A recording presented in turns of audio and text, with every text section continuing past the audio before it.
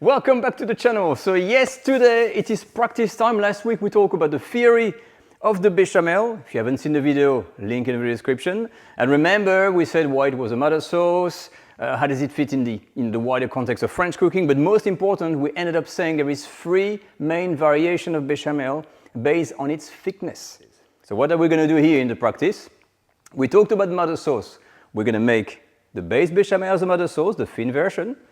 And with that, we're going to create other sauces that are going to become the derivative, aka the daughter sauce. So mother sauce gives birth to daughter sauces. Remember, if you haven't seen the video, watch it again. So get ready, plenty of work to do and plenty of little sauces to discover. Let's go. Let's jump right in. So from what we've learned last week on the last video, we said the Béchamel is a base preparation rather than just a sauce. It's a mother sauce that is based on 3 key ingredients: milk, flour, and butter. Out of these 3 ingredients, we're going to have 2 components. We've got the roux, which is made with the flour and butter mixed and cooked together. That's going to create a thickening agent. And we've got our base liquid, which is milk. Golden rule, you never ever change a mother sauce. It's been around for decades, if not hundreds of years. Every chef in the world is obeying to the rules. The composition of the Béchamel is milk, flour, and butter. I know you can be passionate, you just learn a few techniques, you want to start to change things. Don't. You can change the sauce you create afterwards, but the base, you don't change it.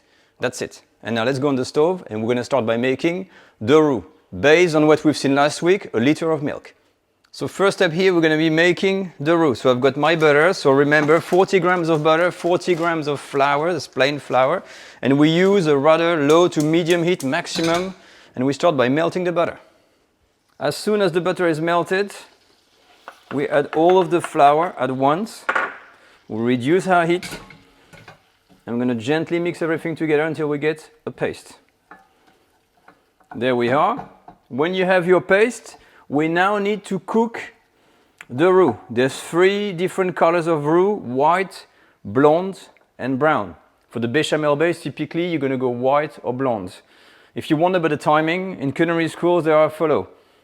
About 3 to 4 minutes max for a white roux, 4 to 6 minutes for blonde, and 6 to 8 for a brown. We're not going to go into the brown and neither the blonde. So here, 4 minutes is even pushing it. I would say 3 minutes. I'm going to put a timer on, and that's all we're going to cook that for. The time is up. Immediately, I'm turning the heat off, and I'm taking my pan off the heat. I'm going to put it on the side of the stove, and I'm going to leave that roux to cool down totally. If you want to accelerate the process, you can plunge the bottom of the pan in a tray with cold water, but for home cooking, it's not really necessary. So I'm just going to put this on the side of the stove where it's cold, and we're going to make the milk. The milk is very important here. We're using 1 liter of full cream milk or whole milk. Oh, you see there's even cream in there. I'm going to put everything in here. Why is it important? Because you can flavor your milk with anything that you want. The taste you have in your milk, you're going to start to define the taste of your Béchamel. So without going to extremes here, we're going to go with the basics. Remember, you can put anything. If you want to put mushroom, pieces of veal, whatever. So we're having a few pieces of onion, 1 bay leaf. I'm going to put some thyme, maybe not that much because thyme can be a little bit strong sometime here. I've got my salt and some white pepper. The purists will always tell you that a Béchamel without nutmeg is not a Béchamel. It is not always used in the modern world nowadays, but I'm going to add a grating of freshly grated nutmegs in it. I've got all my flavoring ingredients. I'm not going to rush things. I'm going to use a medium heat because we have time for the roux to cool. Okay, we don't want to burn the milk. Whisk everything together. And that's going to be our base. My milk starts to smoke gently. There's a few fumes. We don't want to boil it. I'm going to turn my heat off. It is warm enough. Now let's look at the 2 components we have now. So there we have it. Remember what we said. The Béchamel is made out of 3 ingredients: milk, butter, and flour. And out of these we create 2 components. Here, the flour and butter has now been changed into a roux, which is the thickening agent, and the milk on its own has been flavored. So we've got a flavored milk and a roux. And now to create the bechamel, we're just going to combine both of these things together. To proceed, make sure the heat is off. You don't want to warm up your roux. Your roux is at room temperature, it's fine. We're going to be using a sieve, and because we don't want all the aromatics to fall into the bechamel, and we start with a little bit of warm milk so that we can dilute easily the roux that sits in the pan here. So we take a whisk and we can scrub the bottom. We can make sure we mix everything at the bottom here so we capture all that roux and start to blend it with the milk. If you don't do this, you're going to have clumps of roux. If there's too much milk, there's going to be sitting around everywhere. So make sure you really work well the base preparation, get all the stuff on the side there before we add the rest of the milk. So you see, if I move my pan slightly, you can see there's no roux at the bottom. Okay? When that first step is done, we can add the rest of the milk. So, and we capture everything. Perfect. So once we're here, we can turn it on again. We favor a medium heat. We don't want to go too fast. I'll give it a little whisk, and I'm going to use my spoon. My spoon had some roux left on there, so I'm going to use this.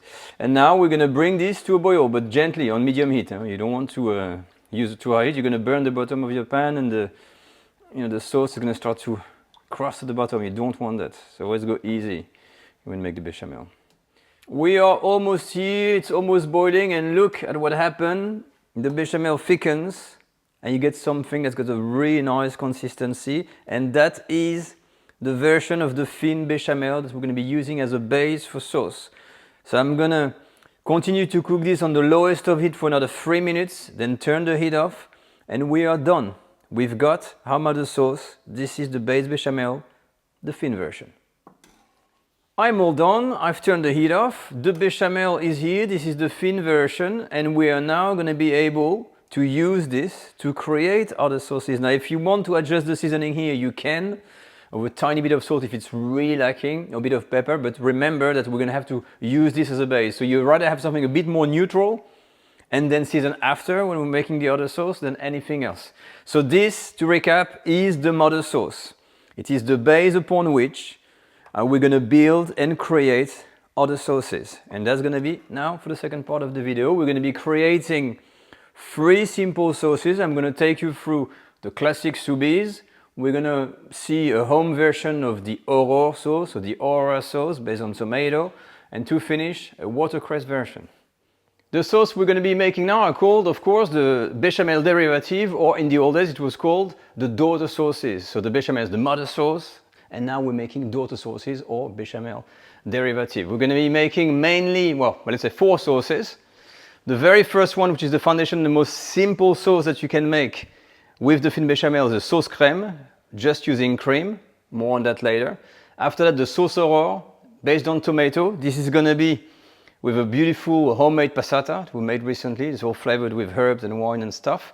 We're going to have a watercress version, as well as the Soubise, which is simply onion that are sauteed in butter and then mixed with the bechamel. All these versions are simplified versions that are part of the Cuisine de ménage, which is the true side of French home cooking. So they're very easy to do, and they all use the bechamel as a base. Now, if you want to learn more about sauces, I will direct you to our sauce course, link in the video description, where we're going in depth to everything French sauces that covers anything from the stocks, the basic demi-glace, the jus, the fumé, etc. And we're covering more than 30 classic sauces all across. It is simply the most comprehensive and complete sauce course there is online that is dedicated to French cooking. So if you're keen on that, check the course page to see all the content. But for now, let's start and go on the stove to make these daughter sauces. So let's begin. Bechamel derivative number 1, the sauce crème. Or what it is, it's your thin bechamel with an addition of cream. The measurement for the real sauce crème are going to be given on the recipe card. They're typically 40% of cream for 60% of bechamel. Here I'm going to put a little bit less because most of the other sauces contains cream. If you want to have a better bechamel, even when you make a lasagna or anything, adding some cream, like I will do now, adds a lot of nice texture, condenses the taste, it's much more smooth and silky. So now all what we're going to do is to mix and reduce this for 5 minutes. So here we are.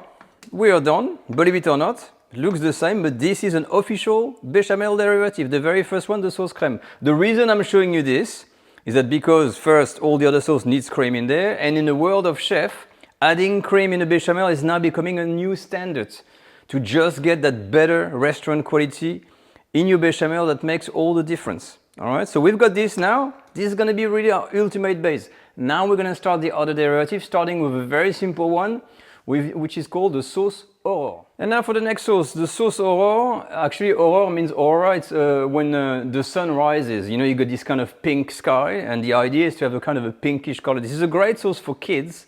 By the way, I'm going to turn my heat off, and I'm using a large pan with a small quantity of sauce because otherwise, if you have a small pan, you won't see anything into the pan. So I just want to see, make sure that you can see what's going on. So all it is, it's a Béchamel, a thin Béchamel in the world of home cooking. And let me reiterate that once more. With some cream, so it's a base of sauce crème, with a few addition of good quality passata, about 2 to 3 tablespoons. Okay. So typically, you're gonna see why is it called Aurora, because we're gonna get that color, which is a kind of a pinkish, you see that color? Kind of a pinkish roux. And I'm just gonna warm it up, and you can reduce it a little bit, and that's it. Again, when we talk about derivatives, it doesn't have to be complex. Okay, we're done. I've just bring this to the simmer, and we've got our sauce that is ready. As I said, perfect for kids. For pastas, any macaroni, spaghetti, if you have young children, slice ham on top, and it will work. Honestly, it's a nice sweet sauce. It's not complex, very easy to make, but it is a sauce. If you want to pour this even over cauliflower or vegetables or anything, I find it's beautiful. I know it's mostly for kids, but adults love it. This is the sauce Aurore. Now, as you can see, the derivative can be simple. Next on the line is the sauce Soubise, a bit more, not complicated, but there's more steps. So we take a pan and we need to cook some onion à l'étuvée on very low heat in butter. For 125 grams of onions, we can use up to 40 to 50 grams of butter. So first, we're going to take a pan, melt the butter, and then we'll put the onions in. As soon as the butter is melted, we're going to reduce the heat to very, very low. And I'm going to put my onions in. I am using here, which is the right way of typically doing the Soubise, is to use white onions. They're not brown onions, and they're much, much softer, like in taste. You know, they're not as sharp or they're not as bitter or anything like that. They're a bit sweet, which is very good when you make that sauce on here. Let me raise the heat a bit. And then we're going to have to really cook them very, very slowly. No coloration, no caramelization. We're really softening them until we can puree them with a stick blender, with our Béchamel. That's all what it's going to be. Now, typically, what we will do, make sure it's the lowest setting that we have, and we're going to put a piece of parchment paper. You can put just a lid over the pan, but typically, we're going to add, we call that cooking à l'étuvée. Up. You put a bit of parchment paper on it. I could have made a circle, but it's home-style cooking, okay? I'm going to leave this in there, and a good 10 minutes, and keep an eye on it to make sure there's no coloration whatsoever.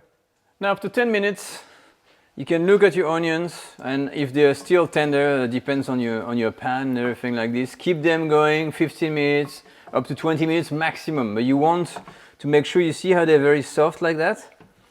That's what you want. I think I'm almost done there. I'm going to give it a few more minutes to really cook them. What you don't want is to have any kind of crunch in these onions at all. They want to be absolutely cooked.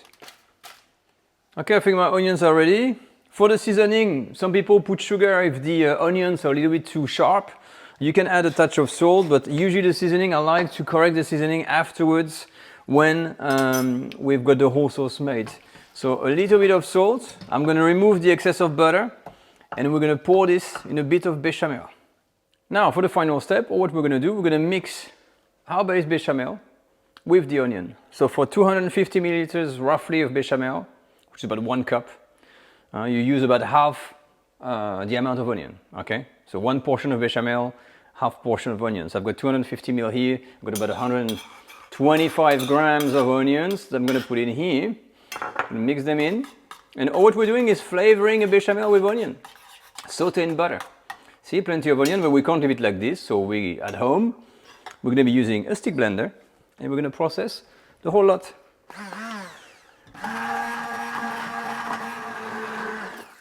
think we're done. And we're done. So the last step consists as filtering. You can pass this through a sieve if you want to have something super clean. But if you're at home, all what you need to do is to take a spoon. You're going to be tasting, always taste your sauce. And voila, it's beautiful. You got now that white onion is great because it's a bit sweet. You get that sweetness, that Indonesian butter in the background. And it's not too salty. You don't want it too salty. And if you want, you can thicken that sauce much more than this. Typically, the Soubise in French cooking is used quite thick, more as a garnish than a sauce. But in the modern world, a lot of chefs are now using the Soubise like this to pour over a piece of chicken, for instance, a piece of salmon or anything like this. And I think it works really well in that consistency. That's why I like to make it with the thin bechamel. But that's our third derivative. Now let's finish with the last one, which is going to be the watercress sauce. And now for our last example, another easy sauce, easy derivative that you can make is a watercress version. Now we're using watercress, but you can use other leaves that have got lots of chlorophyll. So spinach, watercress, sorrel leaves, or even parsley. Yes, parsley is used to make another sauce. It's called the sauce persil, which is the parsley sauce used in French cooking. For about 1 cup of 300 milliliters of bechamel, you can use 1.5 to 2 cups of leaves, because we're going to have to blanch them in boiling water, okay, and then they reduce to nothing, as you will discover. How do you prepare watercress? It is a bit of an annoying thing because it always comes in branch. It's very fragile. It needs to be always moist, always in contact with water. Otherwise, it's gonna totally fall apart and fade away. But you need to pluck the end bits. You don't have to be too precise, okay? So you don't want that. For this, you keep the leaves like that. That's about it. And now, blanching. Blanching, very simple. Got water. I'm gonna add a bit of salt and wait for the water to come to the boil. My water is boiling. I'm gonna try to carefully plunge my leaves, and here it's just really a matter of mere seconds. So really, I'm plunging this in there, and about 20 seconds or something like this, and I'm gonna drain the water out and back into a sieve. So you don't really want to cook the watercress, huh? That's gonna be horrible. You just want to blanch it. Let's zoom a bit more, and you see the boiling is coming back pretty much here. I'm done. Like this, we're going to keep the freshness of the watercress. So immediately off, and I'm going to drain the water and this into a sieve. There we have it. So I've put a bit of cold water to stop the cooking. Imagine 2 cups of watercress gives you that much. And there's still some water in there. So imagine I'm making a bowl. That's 2 cups of watercress. Now typically you put this in a food processor or anything like this to pre-puree and then put this into your sauce, whatever sauce you use. But here again, we're going to be naughty. We're going to use the home cooking technique with the stick blender as before. All right, so same process as before. I've got about 300 ml of my sauce. This is the last batch. I've used the same sauce, that base sauce, that thin bechamel to make everything. Typically we have to pre-puree, but here I'm going to take some of my watercress to start with, maybe half of it. And then same as before, stick blender, and off we go.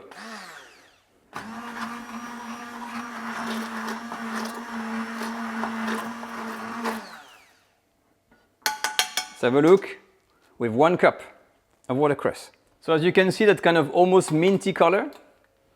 And when I'm mixing the watercress sauce, and we keep the freshness, we don't have something that is horrible or cooked green like cooked spinach. It's like nice and fresh, almost emulsified. I'm gonna add the rest to show you how green it gets. So let's put the rest of the watercress and one last bit of processing. There we go, second batch. So this is how it looks like. You see there's a bit more green in there.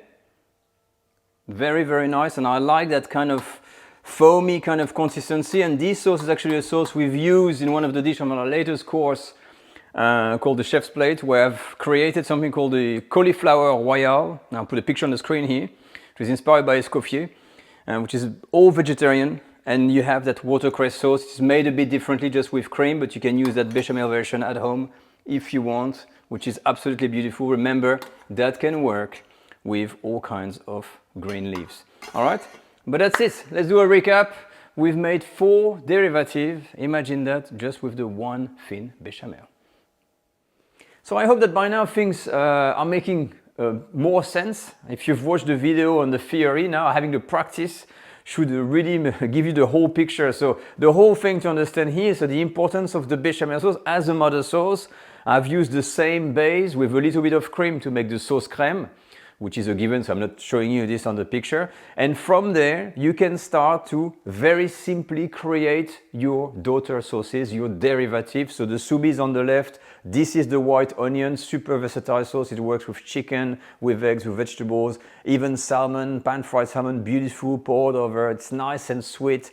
It's such a classic sauce. The middle one, great for kids, as I said, plain like this with tomato sauce, with the bechamel, with pasta, all kinds of pasta. It will work. And if you're an adult, you can throw in some pancetta, some bacon, some chili, whatever, and you will have something new again and something you can use for all kinds of dishes. The right one, the watercress sauce, again, options, watercress, sorrel, you can use basil, parsley, any kinds of leaves like this. And it is perfect for vegetarian dishes, maybe with some ravioli or something like that. I've shown you the cauliflower royale. There's a lot of elegant dishes that can be made, and the flavors will really vary depending on the types of leaves you're going to be using. And this is just the beginning. These 3 examples are just home cooking style, but the derivative goes deeper than that. Like the Nantua sauce, for instance, which is served with these famous pie dumplings, is based on the bechamel, contrary to what people think. And it is mixed with a homemade crayfish butter. The cardinal sauce takes things further